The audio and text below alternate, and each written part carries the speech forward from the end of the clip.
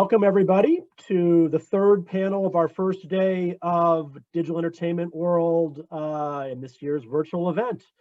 All right, as a reminder, folks, let's keep the chat lively. It's great to hear what people are working on, see your LinkedIn posts and commentary during the panel. So look forward to following what's going on in the chat. There's our first post. Also, if you have questions for the panel, please put them in the Q&A so that it's easy for our moderator to see them. All right, as I introduce each of the panelists, you can turn on your video and unmute. Our first panelist today is Chris Ambrozic, VP of Product at TiVo. Welcome, Chris. Our next panelist is Rob Holmes, VP of Programming at Roku. Welcome, Rob. And Kevin McGurn, President of Sales and Distribution, Vevo. Welcome, Kevin. And we have Stefanie Meyers, SVP Distribution, Starz. Welcome, Stefanie. Hi. And Ira Rubenstein, Chief Digital and Marketing Officer, PBS. Welcome, Ira. Hello. And our moderator of the day, Colin Dixon, Chief Analyst and Founder at nScreenMedia. Welcome, Colin. I will turn it over to you. Thank you very much. Last and least in this case, I think it's fair to say. Well, we're going to be talking about today's video mix. And I got to tell you, the last panel was a great intro to this discussion. These guys, we've had a pre-meeting. We discussed some of the topics that we were going to talk about, and I can tell you, I'm really pumped about this discussion today. And boy, is it a complicated world that we are living in these days with streaming. I'm sorry, Chris, I'm going to steal a little bit of your thunder here.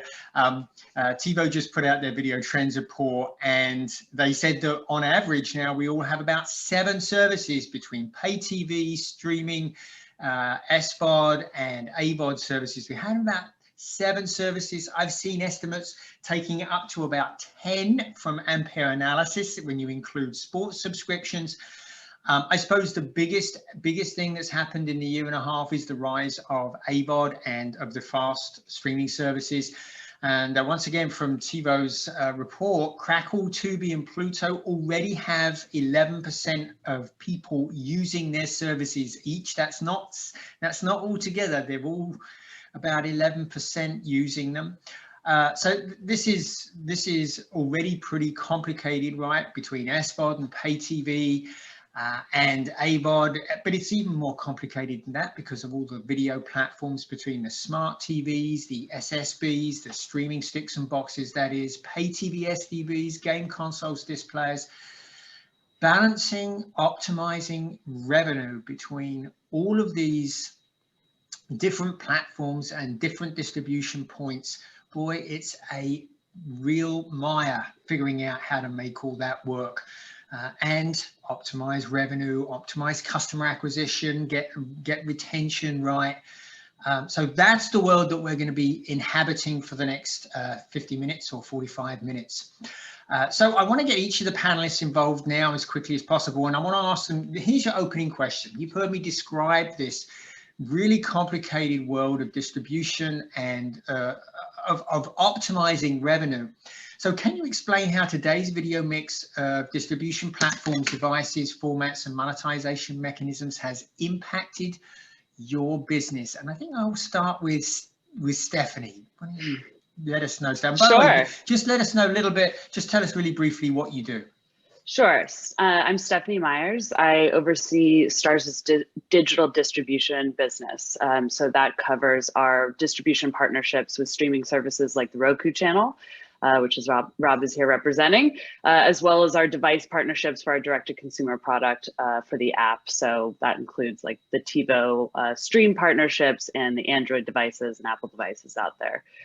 And to answer your question, Colin, you know, from Star's perspective, you know, obviously it means increased competition. We have more streaming services out there competing for the same eyeballs, but it's also increased opportunity. Starz used to be behind $100+ cable package, and that was the only way you could get it.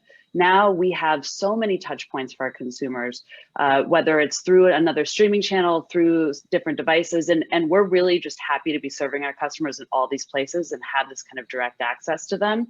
And it also can make your marketing more impactful. So from our perspective, a lot of opportunities there, and we've seen that benefit. Just in the last year, we nearly doubled our OTT customers, and we're excited to see the space grow. And are there any of the other platforms or other distribution points that you're exploring? I mentioned AVOD and I mentioned virtual linear spaces. I know that they're growing very fast. Are you keeping an eye on those too? Yeah, I mean, Starz has a linear channel in the digital space, right? So we are happy to serve our customers however they want to consume our content. There's always going to be the person that wants to flip something on and just to receive it passively. So the Roku channel, Amazon and others support linear services, and we're happy to be there. You know, and I think it'll be interesting to see where things go with some of the other creative ways of monetizing content, certainly for live events and AVOD. For Starz as a subscription product, you know, we're in the premium space where transactional content, you know, that model is already there. But for some of these credit-based products, especially for sports and some of the more basic cable type services, there's definitely some interesting opportunities down the line. Yeah, there sure is, and hopefully we'll get into those a little bit in the rest of this panel. So, Rob, why don't we bring you in? First of all, tell us a little bit about what you do, and then talk about this really delicate balancing mechanism people have to go through to balance the distribution and keep your subscribers in this really complicated world. Sure, thanks, Colin. So, Rob Holmes, I lead programming for Roku. My job is to make it easy for users to find great content on our platform. Our best tool to do that today is the Roku channel, something that we launched about 3.5 years ago and is an aggregator of lots of both ad-supported and pay services like Starz, and thanks, Stefanie, for the partnership. So, you know, I think just stepping kind of all the way back, you know, we always thought that 2020 was going to be the streaming decade. We believe as a company that all TV will be streamed. I don't think anybody foresaw how fast it was going to go. Obviously, the pandemic is accelerating the move towards cord cutting. A lot of people are at home, so obviously spending a lot of time with their streaming devices. Also, the economic situation, I think, is prompting people to reconsider just their overall media budget, and cutting the cord is a great way to save money. So we've seen a lot of momentum there. Recently shared that we have over 50 million active accounts, added over 14 million in the last year. And those active accounts streamed 58 billion streaming hours last year, up about 55%.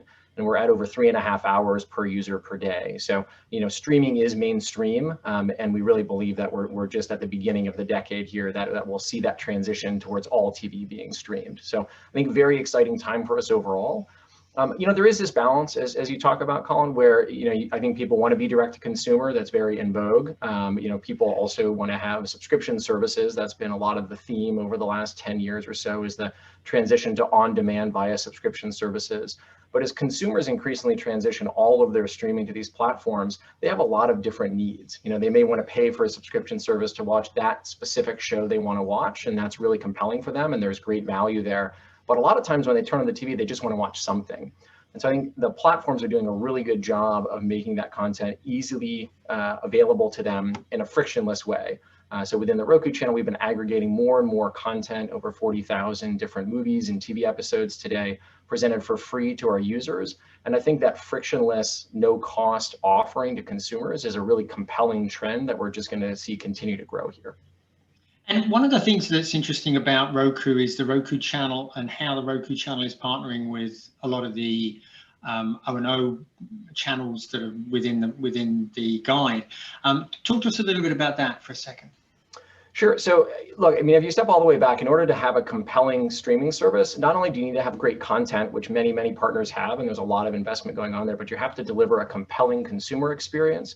You have to be able to market to consumers effectively and then monetize that engagement overall. And so we're very happy to work with our partners across the spectrum, but we find that the investment to do a really good job direct to consumer is large and only getting larger. You know, think about what it's taken for some of these big players to launch services like HBO Max and Discovery Plus Plus and Peacock and others in the last few years. And so but there's still just a great universe of content that's really appealing to users, but maybe it's just not part of one of those services today. And so we partner with folks like Starz, a variety of different linear services. We have over 150 linear channels now. We have over 40 other pay TV services. And our job is to partner with someone who's great at the content and deliver that great consumer experience and just make it easy for the user to find, make it easy for our partners to monetize. And that's been a really nice partnership for us that's helped to drive incremental growth on the platform because it's just front and center for the user. There's no friction, it's easy to discover, and that's something that we're able to deliver really well. Very good, very good. And I just want to remind people, please enter your questions in the Q&A window. We already have William Lucas. Thank you, William, for your question. I'll try and get to that before we finish today. Kevin, let's bring you into the conversation. Tell us what you do, and then let's talk about this really complicated distribution and money-making venture that's called delivering video content these days. Yeah, sure. So Kevin McGurn, I'm President of Sales and Distribution at Vevo. Vevo is a joint venture of Universal Music Group and Sony Music Entertainment. We're the caretakers of all the music videos in the world. We saw a big shift, to your point, Colin. Our business really fundamentally changed with the entrance of connected television and free ad-supported streaming channels. And we mapped a lot of growth of our viewership that emanated from YouTube originally, moving on to their connected television app.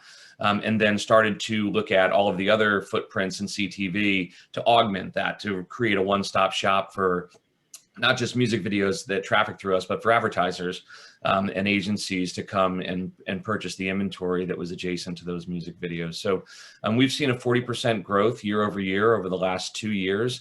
And then in the sort of COVID and work from home environment, we saw over 50% growth on television. So these are on very large numbers, approaching 4 billion streams on a monthly basis just on TV.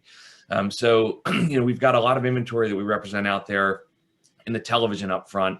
And we've been able to transition the business from what was originally really a YouTube MCN into a full-fledged network of distributors that we lead with the television impressions and the audience that we represent. We bundle everything else in with it.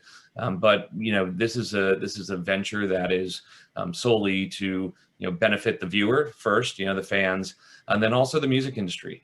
So we represent a big stake in the media business on behalf of the music industry, and we do that globally. The thing I would say connected television has done best for us is that our license is a global one. We operate in clear rights in 55 markets. So, it's a very interesting content set that is able to be borderless, and music videos are one of those content sets, one of very few.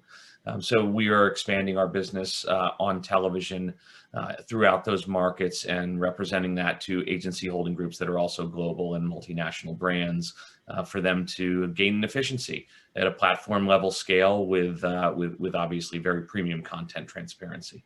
Yeah, that is one of the unique flavors of this platform that's called the internet, right? It gives you access to a global audience. That's perhaps something that we'll touch on in just a few minutes. Chris, let's bring you into the conversation. Chris, can you tell us briefly what you do for TiVo, and then let's talk about this video mix and existing in it. Yeah, for sure. First, I'll apologize for the noise from the garage door opening as kids come in and out of my house just below me. So that was well timed. So Chris Ambrozic, I work for TiVo.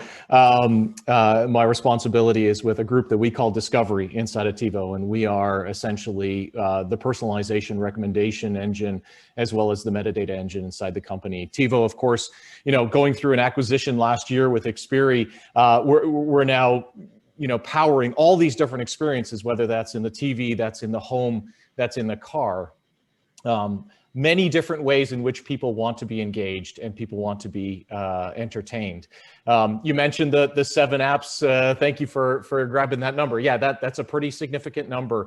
And it represents a really interesting challenge to sort of get to the heart of your question. It's not only the need to identify cross-catalog discovery in order to put the content right in front of the right people and sort of get get the content for the right person at the right time, but it's about personalization. It's about mixing live TV with streaming, and there still is a concept of live and sports, etc. But the last piece that I think is maybe in addition to what has been mentioned here with the rest of the team is offering consumer bundling and choices that they can choose themselves. This is a challenge, right? The share of wallet is critical. And I think what TiVo brings to the table is to help our partners as well as the viewers themselves make the right decisions about, who's my audience, how can I reach my audience, how can I get in touch with them, and then obviously consumers, how do I bundle the right set of pieces of content together? Because especially in stretch times during COVID, there are these decisions that have to be made. Fortunately, we're in sort of a really unique position. TiVo is tens of millions of monthly subscribers and a major footprint that allows us to sort of glean different lessons on how people engage, with the ultimate idea of trying to reduce churn and trying to help, keep people engaged so that, it's very easy these days. It's a single click of a button to cancel. And we need to make sure that content is constantly getting in front of people in the right way, in a very seamless way, so they discover it quickly and stay engaged. Yeah, discovery, I think, has never been more important. Ira, let's bring you in. Boy, you are facing a very difficult balancing act with all of the local PBS stations, and now you have the PBS app, which runs so well on the Roku. I was watching it just last night. So talk to us, first of all, tell us a little bit about what you do, and tell us about how you're managing to balance all of the different demands for your content. Yeah, sure. So I'm the Chief Digital and Marketing Officer for PBS. So that entails overseeing all of our digital apps and products, and as well as our distribution deals, and then of course marketing all of that product out to the American public. So PBS is not a network. A lot of times people think of us as a network. We're actually a membership organization of over 300 independent stations across America, and they're all very unique and different. And I think what makes us different is that we are very much a broadcast network, free over the air, and we are probably a lot larger than people actually realize. Over the course of a year, we'll reach over 80% of all US TV households. Over 200 million people will tune into one of their stations. Of course, we reach a lot of the non-internet, non-broadband, non-cable homes as well. And then on the digital side, we've been very aggressive in growing that. Of course, you mentioned our apps, which are available on all platforms. And from a digital standpoint, we're quite large there as well. Again, I think people are surprised when I start telling you some of the numbers. We'll do over 375 to 400 million streams a month across all of our platforms. And then you add on top of that, we're pretty aggressive in social media as well, between the NewsHour, Frontline, Nova, and getting a little bit more aggressive with some of our other content. We'll do over 250 to 300 million social streams in a month. And so, when you look at the big scheme of things, what does that really mean? Well, in the broadcast world, we're about 6th or 7th largest network. We're much larger than Discovery Channel or History Channel, and all those cable channels. And then on the digital side, we're easily in the top 6% of this all social media properties. So we are quite large. And getting back to your original question, well, how do you balance the business aspect? And of course, the business aspect of public media is viewers like you and donations. And so we are actively trying to make it easier for people to become members of their local station. So it's not that you join PBS, you might join PBS SoCal in California, or WEDA here in DC, Arlington. And so all of our digital donations are actually a very complex back end that allows direct donations to the stations. And we do a lot of that through a product called Passport. where if you become a member, you have access to a library of content. We have over 3 million people who are active Passport users. Very good. So I think one thing that's in common between Kevin, Stefanie, and Ira, you guys, is brand. And I want to talk about how important brand is, in particular in this this multi-distribution world. So Stefanie, talk to us about how you're managing your brand and using it to your advantage. Sure. Yeah, Starz had a pretty clear position from the beginning of our OTT strategy 4+ years ago. We have gone out with a single brand. Even our OTT product and our TVE product, everything is the same brand. It's all Starz. It's one content offering. It's highly curated. And so we can really focus our marketing message on the content and bringing our consumers in to watch the content instead of trying to explain who we are and what we are. Obviously, we have a long history of relationships with people throughout the country already to build on. And so by kind of maintaining that key brand and transitioning that into the digital space, we're able to really leverage it.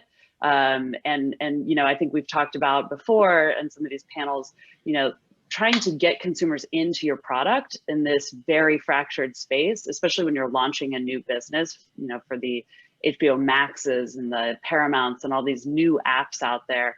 You have to convince somebody to not just subscribe, but to download and engage and stay. And so having a very clear, concise brand that people recognize is a huge benefit. Yeah. Kevin, how are you managing your brand? A little bit different situation than Stefanie. Talk to us about your brand.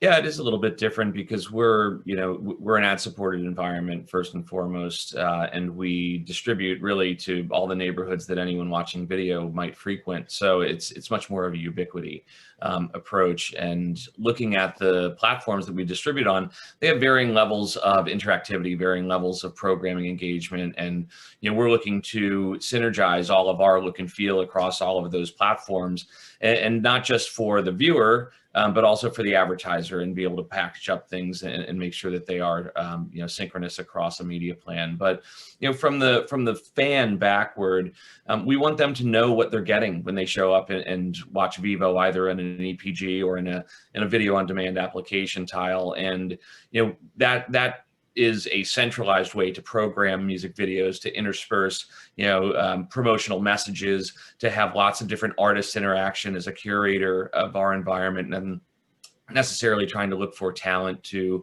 introduce and outro music videos and the like. So we're trying to create something that has a feel for ownership, a feel for personalization, regardless of that endpoint, and allows you to understand that you're not just there for one music video that you search and discover, but the recommendation or the instant play is your Vevo. It's very much learned, and it's very much personalized in a way that lots of your other streaming music services are. So we're getting to that point where music television has returned to the living room, and the functionality that exists in these devices and smart televisions allows for that. It's not anything that we did intentionally. The innovation and the technology caught up to where people have much more control over their viewing experience. And once you serve that fan first and foremost, it'll all manufacture itself into a business model and an ad-supported RPM that is very very real and lucrative for the music labels, the artists, and the entire industry. Right. How do you, this question for Chris and for Rob, how are you helping the partners that you work with build on their brands, even when they're working with you on a virtual linear channel or content in the AVOD library? So I know, like Chris, on the TiVo 4K stream, you have brands there in the free area, in the AVOD supported area, and Rob, you have that in the Roku channel as well. So Rob, why don't we start with you on this issue? Sure. Yeah. So look, I think the relevance of a brand is extremely high here, right? Because, if somebody wants to watch Wonder Woman or Bridgerton, I think chances are they know where to go, but that's only some percent of the overall kind of consumer need. A lot of times they're looking for something to watch. And if you have a powerful brand where they're like, hey, I just, I want to listen to some music, I'm going to go to Vevo, right? It's like, I want to watch, some killer movies or new shows, I'm going to go to Starz. I want to be informed, I'm going to go to PBS, I want to be entertained. So I think if you can stand for that with your consumer, you want to be everywhere the consumer is going to go to look, because when they see you there, they're going to engage. And so I think that's been a lot of what we've been doing with the Roku channel, is trying to remove that friction of like, oh, where do I go to find that brand? It's like, oh, that brand is front and center. Now, there's definitely going to be layers, right? So, Stefanie might make something available in front of the paywall, but something behind the paywall as well. We have brands that might be running, This Old House, a PBS brand, might run library shows in a linear channel on, on the Roku channel, but obviously their new stuff's available on PBS. And so I think brands are trying to figure out where they can window certain content, but being wherever their consumers are is critical in this world. And I think that's one of the great things that the Roku channel does, as I talked about, is work with brands that are doing a great job at curating content, curating a service, and just remove that friction for consumers to discover it. And so we do that by placing it in our linear service with our EPG, making it one of our subscription services, and just creating all sorts of placements over the UI where consumers can interact with it and find it without really having to go very far. Chris, what role does brand really have when, we seem to spend a lot of time with recommendation engines pushing content at us in search functions? Isn't the content really the draw that's bringing us in? How does brand fit in to that picture? Yeah, I think it's a combination. I think there's a certain amount of time, and Rob, I think, hit the nail on the head in saying that there are times that people have a high intent, and there are times that people are more, want to be, given something and recommended something. And where I think brand becomes important. There was an article I saw just last week from my list from IGN that said that 62% of people have actually canceled a subscription service after they finish a particular show. And I think, to me, that's a critical moment where brand comes into play. One of the things, and if you don't have that brand loyalty, unfortunately, you're going to get bit by that 62%. How we've tried to address that, in addition to, making content relevant and making it available to people and so on, this is something that TiVo launched back in the end of last year, was our TiVo score. And it really is a way of helping consumers understand what's coming from each of their, 7, 8, 10 apps, however many they have. So they can really start to appreciate that it's not just this one show, but there's actually all these other shows that are just as equivalent to it. It's more than just, a catalog of 500 pieces of content. It's the 5 pieces of content that really matter for you, or for the next individual, or for the next individual. And we've really seen a lot of engagement with that. It's called our TiVo Marketplace, but really the match score, that we help make sure that the people can develop that brand knowledge and that brand awareness. Very good. So I want to do the first of possibly 2 quick-fire questions, loosely around this concept, this idea of a brand and the content. And I want to ask each of you to answer, please, in 20 seconds or less. And the question is, which is more important, the platform or the services, the content brands, which cut across them? Which is more important? So I think I'll start with you, Ira. What do you think? I think for us and our mission and trying to reach as many people, it's the platform and how many people are on that platform. Very good. So I think probably we should go to a platform provider next. Rob, what do you think? I would agree. And I think, building on what Chris just said, though, I think that you're in this frictionless world now, right? And so, sort of when it's frictionless to switch, when it's frictionless to sort of bundle, and the promotion is easy, that platform really has the relationship with the consumer, and they want to connect the consumer with all of the content that they're interested in. And I think the big challenge is how, as he highlighted, how is the brand, you get the consumer to think of you as the brand, not just that one show you're really excited about, but the platform is great at connecting the user with that one show. Very good. Stefanie, what do you think? Rob makes a good point, right? Yeah, I think it's a symbiotic relationship. I mean, no matter how good your content is, if your customers can't access it, you don't have any customers. But again, if you have a platform, there is an intense competition amongst platforms and devices. If you don't have good content, somebody's going to find a better platform or better device. Very good. Kevin, what do you think? I think the consumer has to pick the place where they want to watch and where they're most comfortable. It has the best functionality to discover.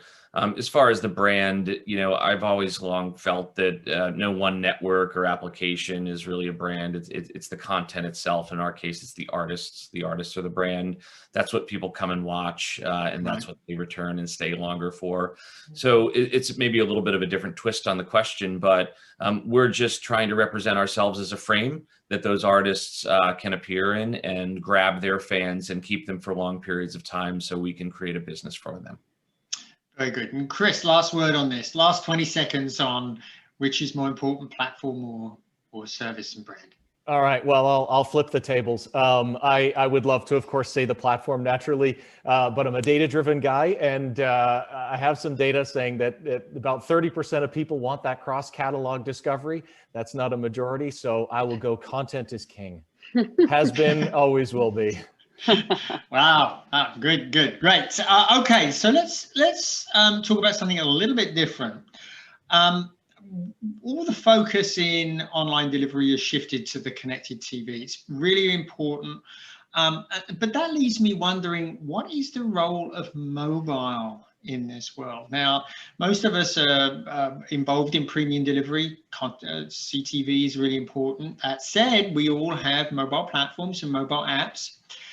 So I'm really interested in how important, how we should be thinking about mobile. So I'm going to start with you first, Stefanie, and then I'll give one of the platform providers a shot at it as well. Sure. I think that this kind of perspective of mobile only or 10-foot only viewers is pretty outdated. I think the OTT space has matured in a way that, as Quibi shows us, there is no one group of people who only consume content one way. Our job is to make sure consumers can access content all the different ways that they might want to, right? Sometimes you want to sit in front of a TV, sometimes you're on your phone, wherever. I think rather than trying to pigeonhole consumers, we should be trying to serve them, utilizing all these digital touch points that we have. Very good. Rob, Roku has just launched the Roku channel on multi-platform. That's gone multi-platform. How are you thinking about mobile as one of those distribution platforms? Yeah, I think I would agree largely with Stefanie's point. I mean, at my previous employer, we had a concept called the best available screen. And so basically, if you want to lean back and watch something, if you want to watch, sort of engage, you're going to do it on the best available screen. And so when you're at home, that's the 10-foot, UI, and that's the big screen in your living room. But if you're on the go, then you're going to take out your phone while you're waiting in line for, ordering lunch. I guess none of us are doing that these days. But in theory, you remember when you were waiting in line to order lunch. Once upon a time. Once upon a time. And so, that's where mobile would come in, or on the commute or others. So, I think it was really, people want to watch what they want to watch, where they want to watch it, when they want to watch it. It's really up to us to, I think, super serve that experience. And so that's one of the reasons why, you're seeing, the Roku channel available more broadly, is because we recognize that there are people who want to access it when they're not in front of the, the big screen in the living room. Chris, should I be thinking about mobile differently than I think about the connected TV?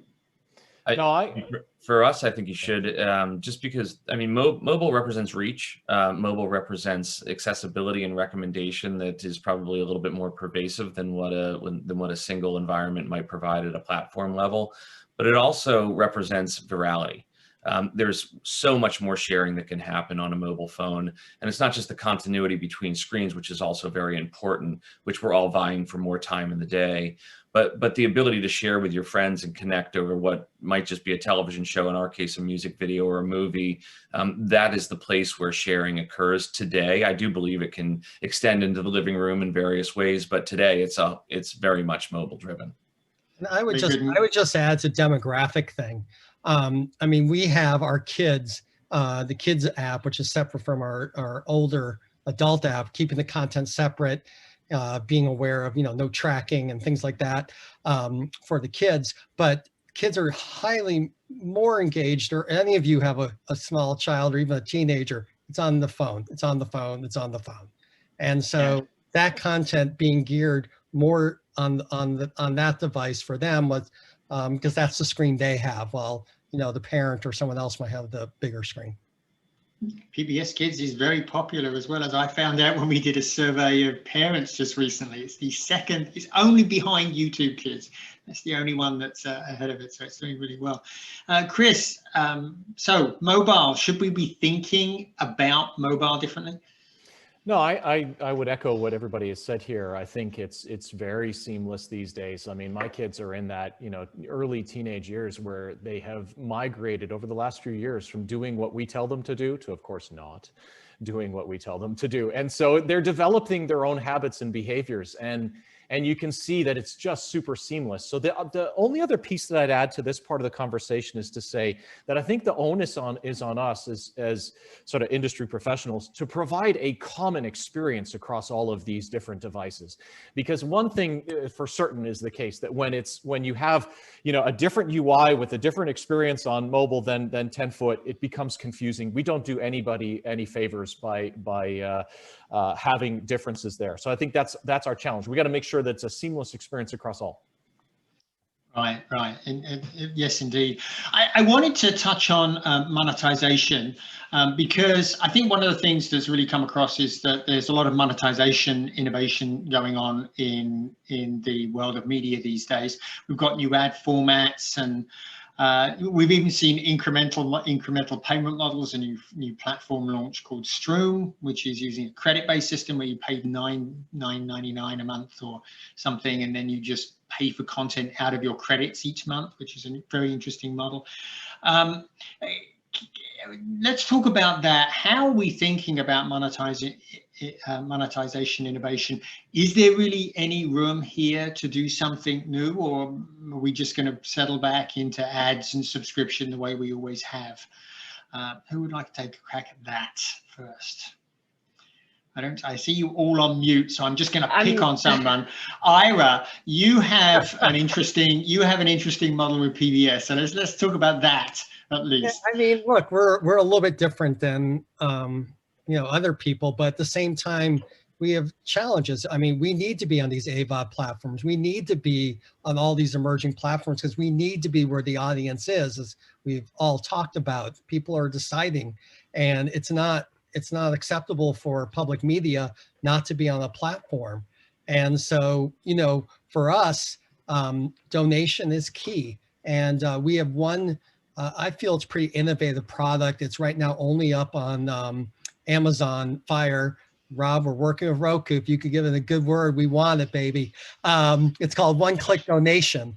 And basically what it does is we tie into the wallet.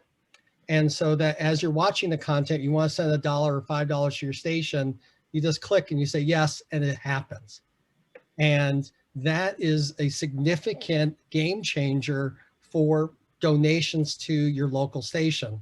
And if we can get it up on Roku, I think it's worth a lot of money to stations and helping them sustain. But, you know, on an AVOD platform, I don't know how donations are going to work. And as a non-commercial licensee, we're up on YouTube.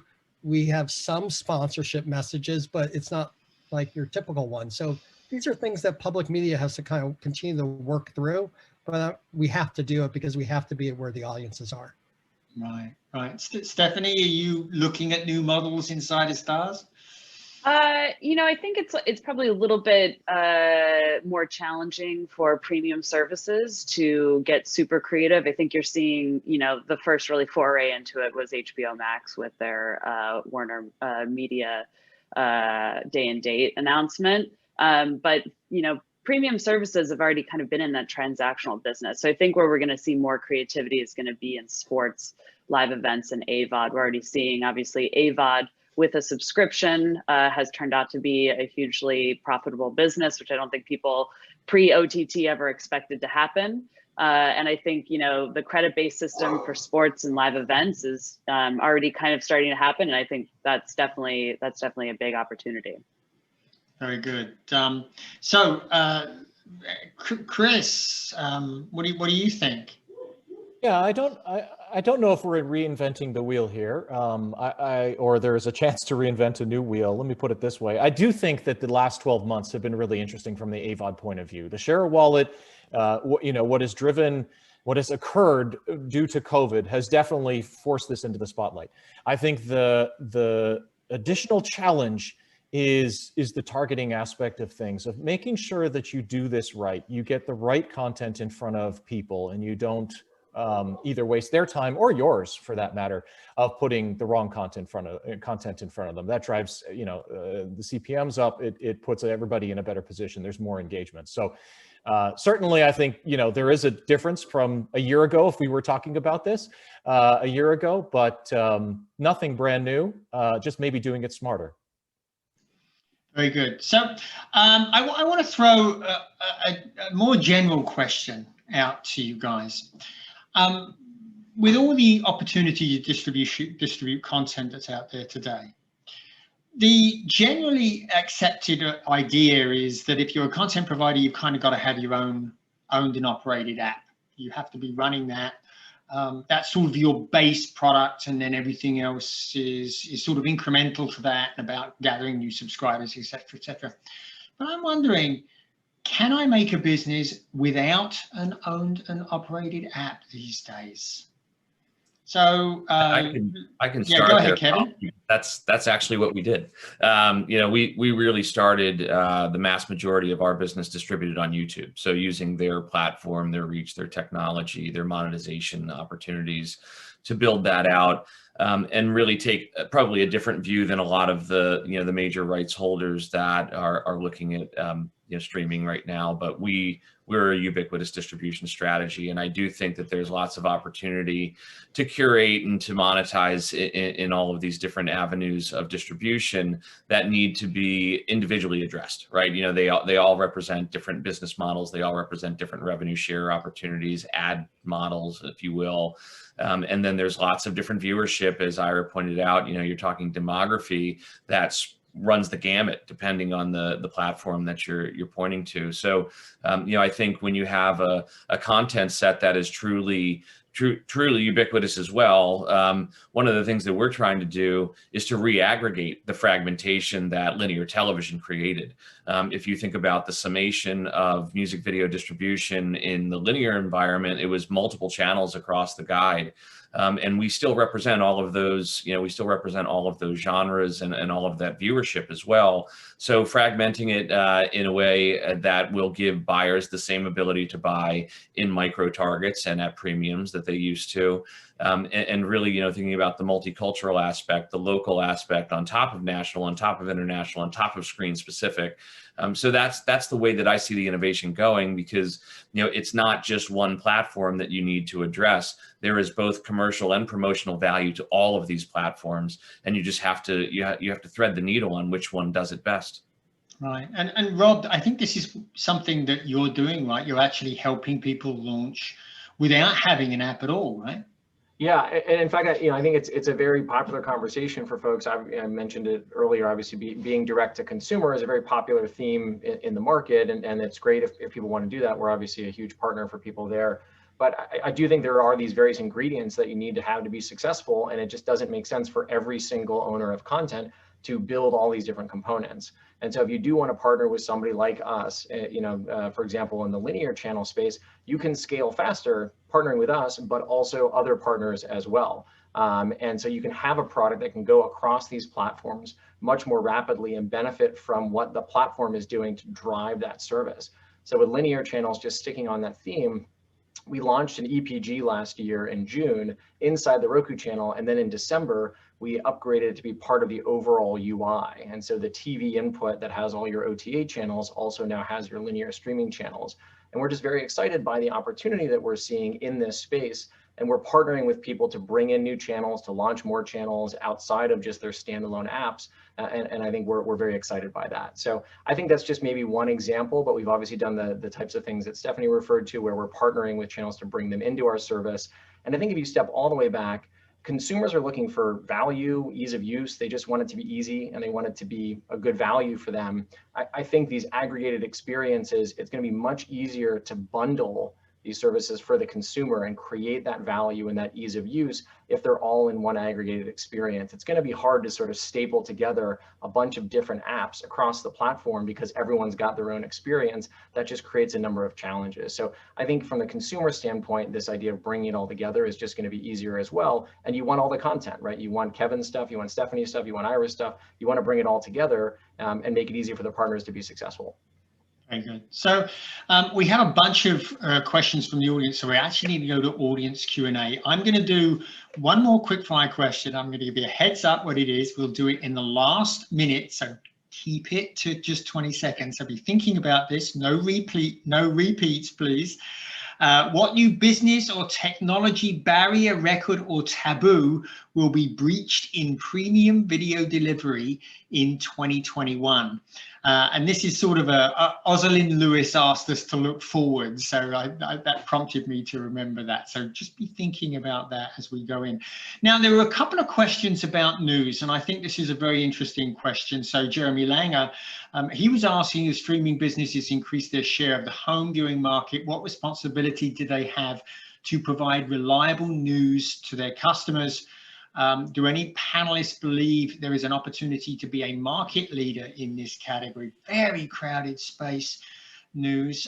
So go ahead, Ira. Answer that. I mean, look, PBS, we're the most trusted brand out there, 17 years and going now. And when you come to news, we're by far the #1 trusted brand in the news category. That being said, we certainly don't have the resources of a CNN or a Fox or an MSNBC news organization, but what we do have is this trusted news. And so what we have to figure out is how to bring a news type product to the market beyond just our apps onto these platforms. And I do think it's our responsibility as public media. And, you know, our news, we have very high editorial standards. Believe it or not, we represent all sides. I know people don't believe that.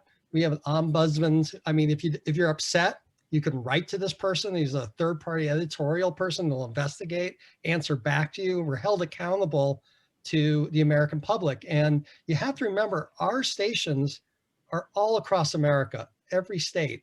A third of the system are actually state-owned. So Georgia's a state-owned PBS station, Utah, Oklahoma, just to name a few. And so we represent all sides, and we always try to give the most, we say we bring the light and not the heat to news. We want to shine what is the story, why you need to understand it.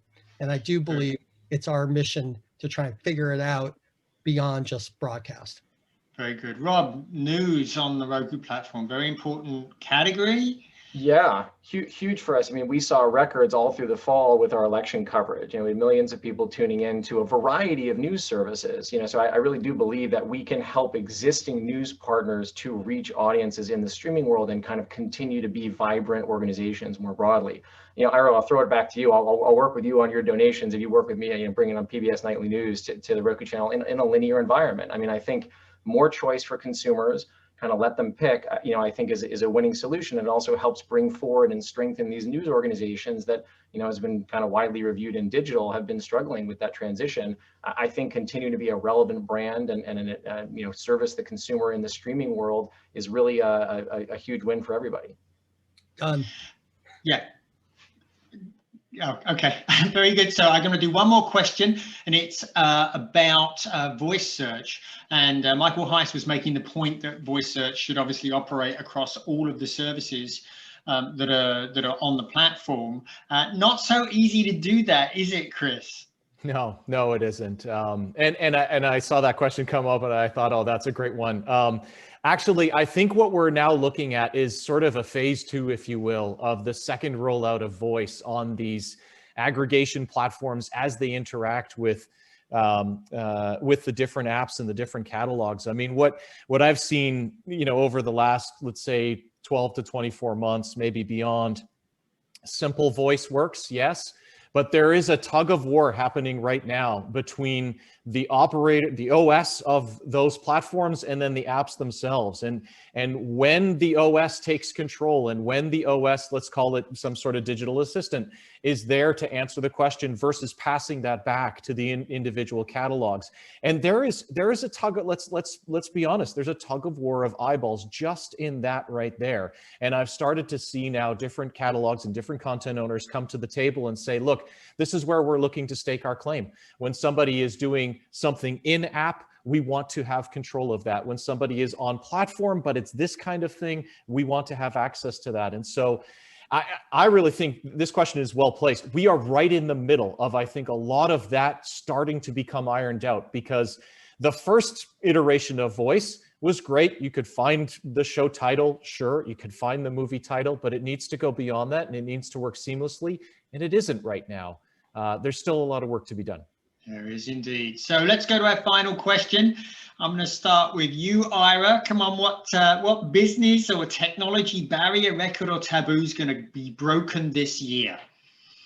I believe the subscription services will figure out a try and buy model that you don't have to buy for the whole time. Try and buy model. Oh, that would be interesting. Stefanie, are you gonna? Well, no, I won't ask you about that. But what do you think? What taboo is gonna be broken this year? I'm not sure if it's a taboo, but I do think that we will see free trials disappear eventually. I think that this is something that we all accepted as a normal part of the business to get people in to use OTT. OTT is mainstream. We don't need to convince people to use it. We don't need to explain to people how to use our products.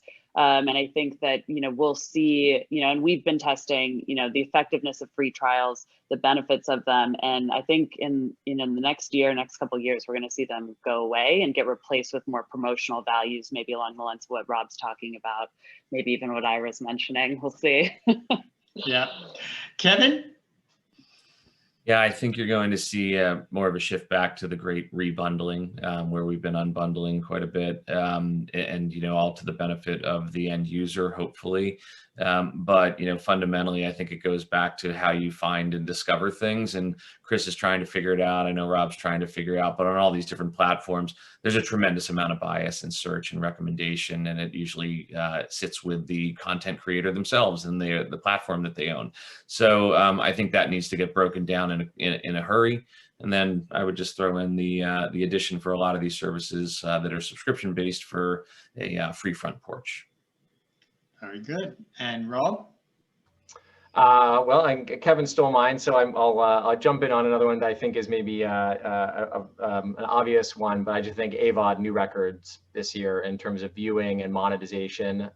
People are fleeing the linear ecosystem. They're coming to streaming.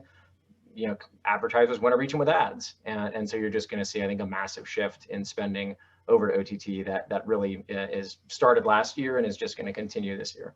Yeah. Chris, last word. I get the same complaint as Rob that Kevin stole mine as well. But it's a good thing I wrote down a second one just to be prepared. I don't know if it's a taboo. It probably doesn't merit it. But I and maybe it's a bit of a prod. I think what will be interesting this year is to see what happens with sports content and sports apps starting to be seen as more than just sports apps. And again, that's where my prod is. Hopefully, I'd love to see more content around my teams. Not just the games. And so I hope that we start to see sports apps as a destination for more than just the game. Very good. Well, thank you all. We are done. I'm afraid we ran just a little bit over.